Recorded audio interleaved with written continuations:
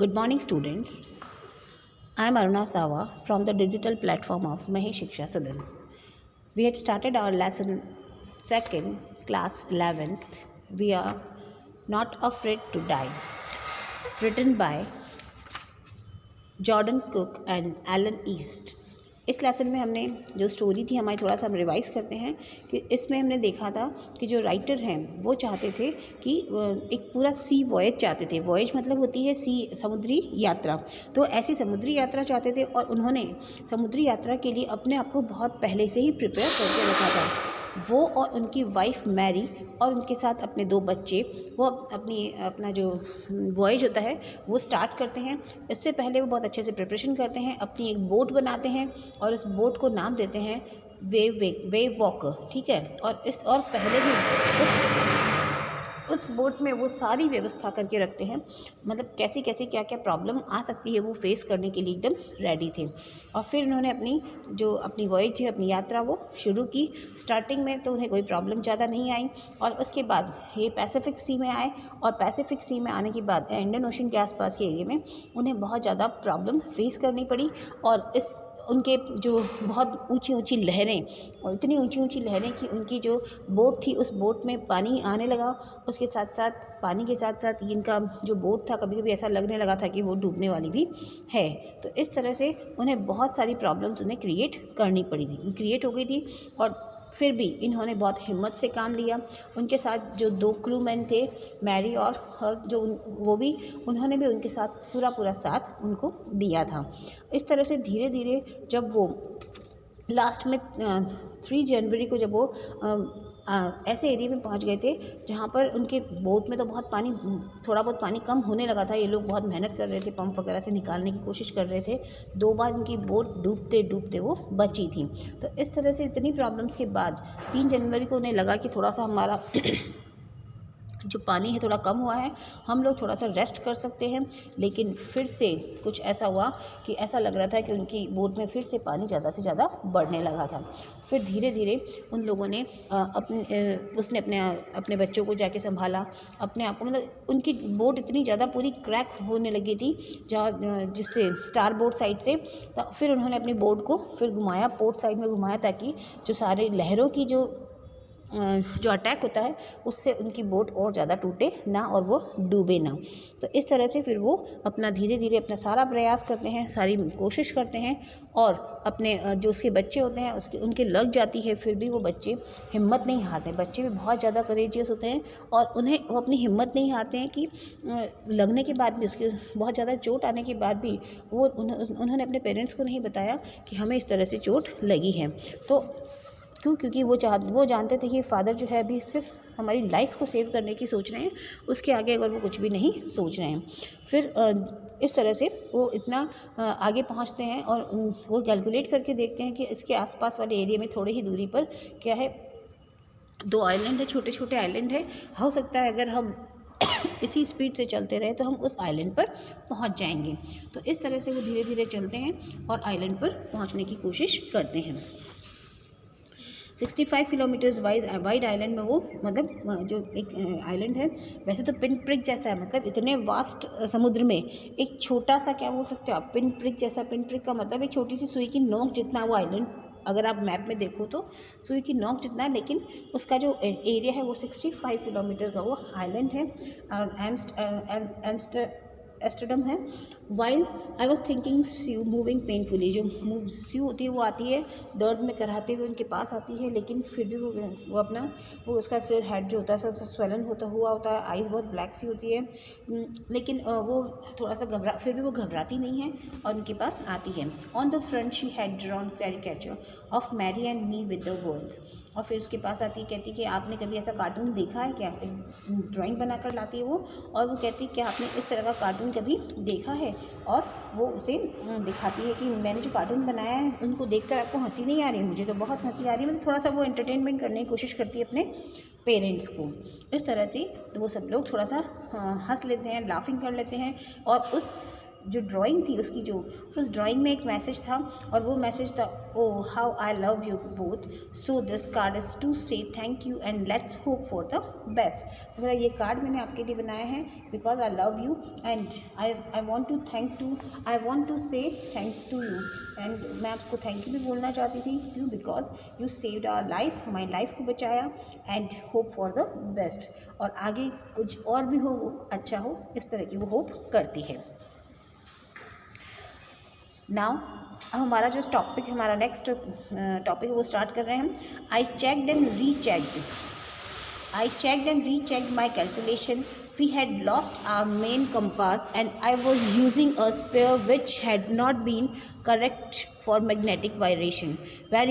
I made an allowance for this and another estimate of the influence of the westerly current which flowed through this part of the Indian Ocean. So I checked and rechecked. अब उनका जो पहले वाला compass था, compass क्या होता है बेटा? कंपास होता है कि जो आपका जो डायरेक्शन देखने का जो यंत्र तो बोल सकते हो आप उसको, तो दिशा सूचक यंत्र जिसको आप बोल सकते हो, तो जो समुद्र में समुद्री यात्राएं करते हैं या जो नौका चलाते हैं या नाव चलाते हैं या बोट चलाते हैं, उनके पास ये होता है क्योंकि उन्हें डायरेक्शन का मालूम नहीं होता है, इसलिए उनके पास कंपास रहता है, कंपास से वो डायरेक्शन का पता करते हैं। So I checked and rechecked my calculation. उसने अपनी कैलकुलेशन से बताया था कि इतने किलोमीटर की दूरी पर उन्हें क्या मिलेगा, उन्हें एक क्या मिल जाएगा, एक आइलैंड मिलेगा, और इस तरह से वो पहुंचने की कोशिश करेंगे. And we had lost our main compass. उन्हें अपना कंपास खो दिया होता है. I was using a spare which had not been corrected for magnetic variation.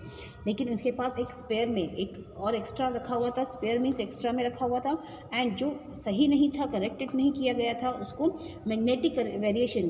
क्योंकि मैग्नेटिक हमारा जो कंपास है वो मैग्नेट से वो अट्रैक्ट होकर वो चलता है, इधर से उधर मूव करता है, तो उस समय उसको वेरिएशन से करेक्ट नहीं किया गया था. I made an allowance for this. मैंने उसे ठीक करने की कोशिश की, एंड दिस, और मैंने ये माना उसमें, अलाउंस मतलब मैंने उसको मान लिया कि थोड़ा बहुत ऊपर नीचे जो वेरिएशन होगा उसको हम मान लेंगे. Another estimate of the influence of the westerly current होती है धाराएं जो बहुत तेज़ बहाव से जो चल रही है समुद्र में, जो धाराएं होती हैं या लहरें जिसको आप बोल सकते हो, जिस स्पीड से आती है वो कहलाता है, उसका करंट कहलाता है, जिसको आप बोल सकते हो प्रवाह. ठीक है, तो वेस्टर्ली मीन्स पश्चिम से जो प्रवाह आ रहा था, हवाओं का तेज़ बोल सकते हो आप, बहना जो आ रहा था, जिस वजह से जो धाराएं हैं बहुत स्पीड से आ रही थी, विच flow through this part of the Indian ocean. और वो उस इंडियन ओशन, क्योंकि अब उनको जिस साइड में जाना है तो उन धाराओं का भी इफेक्ट रहेगा. अगर आप अपोजिट साइड में जाना चाहोगे तो आप धीरे धीरे पहुंचोगे, लेकिन अगर आप लहरों की साइड में ही जाना चाहोगे तो आप थोड़ा सा स्पीड से पहुंच सकते हो. तो वो उसी स्पीड को कैलकुलेट कर रहे थे. About 2 p.m. Second paragraph. About 2 p.m. I went on deck and asked Larry to steer a course of 185 degrees. If we were lucky, I told him with a conviction I didn't feel he could expect to see the island at about 5 p.m. तो कहते हैं कि about 2 PM I went on deck. वो deck मतलब जो floor होता है वहाँ पर पहुँचता है, जो बोट का फ्लोर होता है वहाँ पहुँचते हैं 2 बजे तक आसपास. एंड आस्क्ड लैरी उनका जो क्रूमैन होता है वो होता है. So asked Larry to steer up. जो स्टीयरिंग होता है, कहता है इस स्टीयरिंग को कितना डिग्री, 185 डिग्री इसको घुमा दो थोड़ा सा. And if we were lucky, और अगर हम लकी हुए तो हम उस आइलैंड पर पहुँच सकते हैं कितनी बजे तक, 5 o'clock तक हम उस आइलैंड पर पहुँच सकते हैं. Then with a heavy heart I went below, climbed on my bunk and amazingly dozed off. When I woke it was 6 p.m.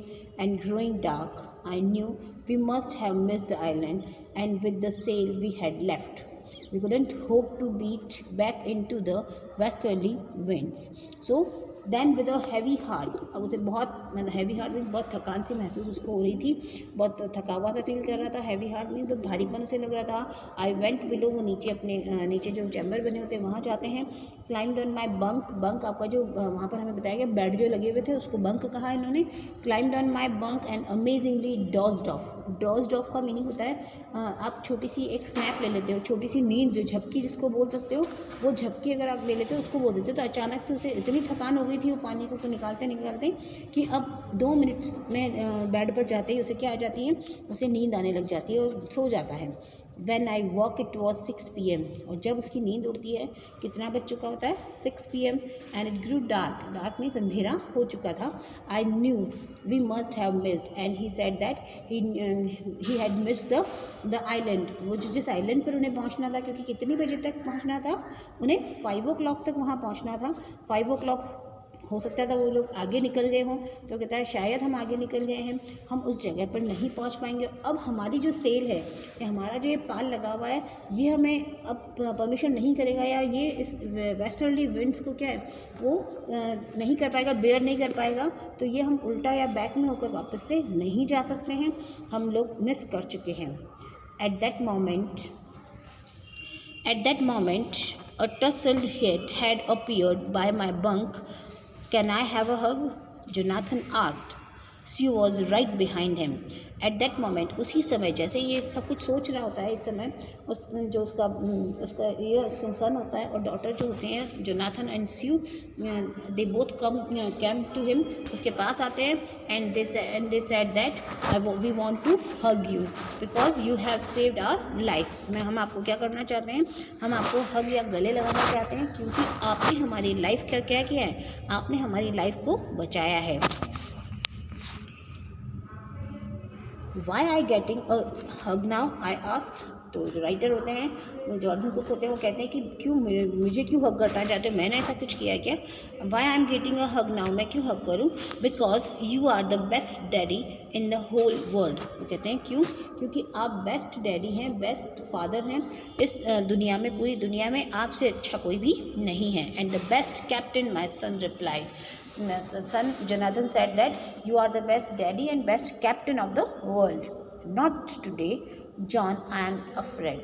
Then no, I am not good daddy and good captain because we had lost our aim. We had lost to reach the island. मतलब हमने अपना वो जो target है वो खो दिया है. मैंने आज बिल्कुल सही काम नहीं किया है. Why you must be, said Sue in a matter-of-fact voice. You found the island. Then Sue said that you don't want to feel upset. अब आपको upset होने की ज़रूरत नहीं है. Don't feel sad because we got the island. हमने क्या कर लिया, आइलैंड को पा लिया है, हमने आइलैंड ढूंढ लिया है. So what? I shouted. He shouted in surprisingly. He said, what? क्या? It's out there in front of us. They chorused. As big as a battleship. It is out there in front of us. वो कहता है कि बाहर हमारे सामने ही वो island है. और and they chorused. chorus means दोनों एक साथ, जब एक साथ कोई बात बोली जाती है उसको chorus कहा जाता है. So they chorused as big as a battleship. और वो आइलैंड इतना बड़ा है जितना एक बैटल शिप जो होती है, युद्ध के लिए जो शिप बनाई जाती है, वैसी जो बैटल शिप होती है, सेम वैसा ही है. I rushed on deck and gazed with relief at the stark outline of Isle Amsterdam. It was only a bleak piece of volcanic rock with little vegetation, the most beautiful island in the world. I rushed on deck with दौड़कर कहाँ जाता है, deck पर, floor पर जाता है.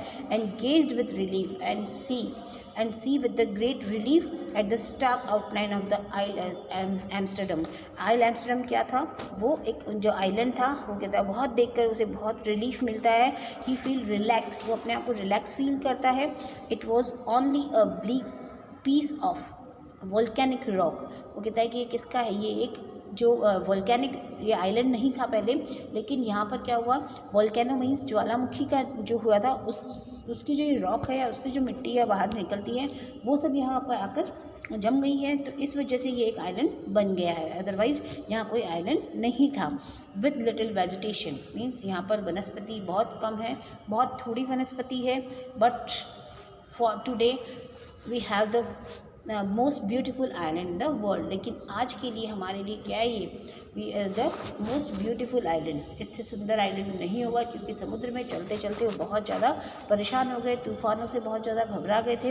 अब उन्हें ऐसी जगह चाहिए थी जहाँ पर वो अपना समय थोड़ा सा सही स्पेंड कर सके और रेस्ट फील कर सके, और अपनी बोट को भी वो सही कर सके. उनकी बोट का जो नाम था वेव वॉकर जो था, उसको भी वो ठीक कर सके, ताकि आगे जो उनकी वॉयज है, यात्रा है, उसे वो सकुशल या व्यवस्थित रूप से कर सकें. We anchored offshore for the night, and the next morning, all 28 inhabitants of the island cheered as they helped us ashore.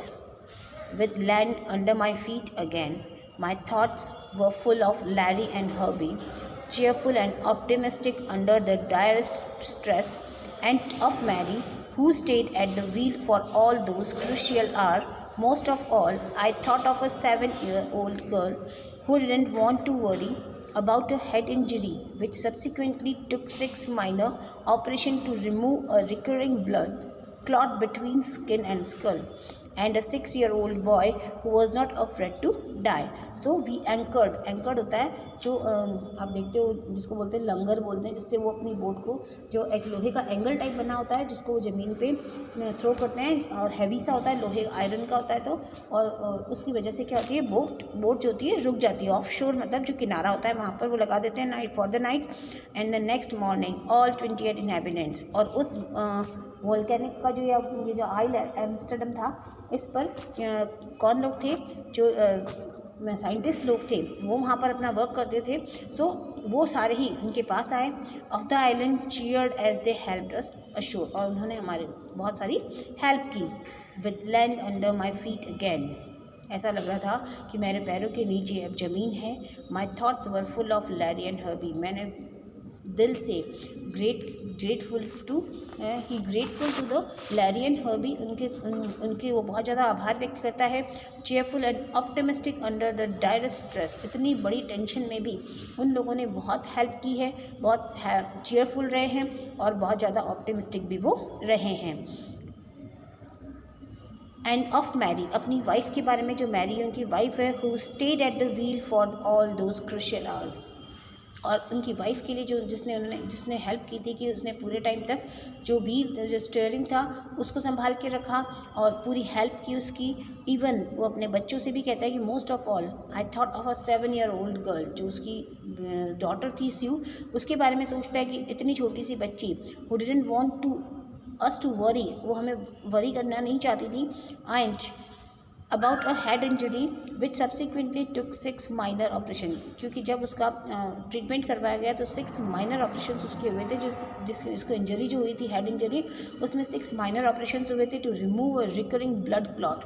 क्योंकि उसके ब्लड क्लॉट वहाँ पर जम गया था, उसको निकालने में उसे 6 ऑपरेशन हुए उसके, लेकिन फिर भी उसने हिम्मत रखी उस समय। And clot between skin and skull about and of a 6-year-old boy who was not afraid to die, और 6 साल का बच्चा जो कहता है कि अगर हम सब साथ हैं तो हमें मरने से डर नहीं लगता है।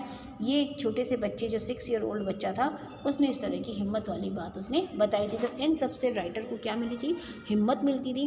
और इसके साथ जितने भी ये लोग, ये क्रूमैन थे सारे, जो 2 क्रूमैन थे और अपनी फैमिली थी, इन सब ने राइटर को बहुत हिम्मत दिलाई, और इस तरह से उसने अपनी जो वॉयज, अपनी जो यात्रा थी, समुद्री यात्रा, उसने अपनी कंप्लीट की। तो उसने अपना जो एक्सपीरियंस हमें बताया कि किन किन परेशानियों से वो निकले, और हमें इस लेसन का मीनिंग यही है, या इस लेसन में हमें यही सिखाना चाहते हैं कि हमें विपरीत परिस्थितियों में भी अपना किसी का भी साथ नहीं छोड़ना चाहिए, हमेशा साथ बनकर, साथ लेकर अपने आप को चलना चाहिए, ताकि, और ऑप्टिमिस्टिक हमेशा रहना चाहिए, कभी भी निराशावादी हमें नहीं बनना चाहिए। कितनी भी बड़ी परेशानी आए, हमें आशावादी बनकर रहना चाहिए। Thank you, that's all for today.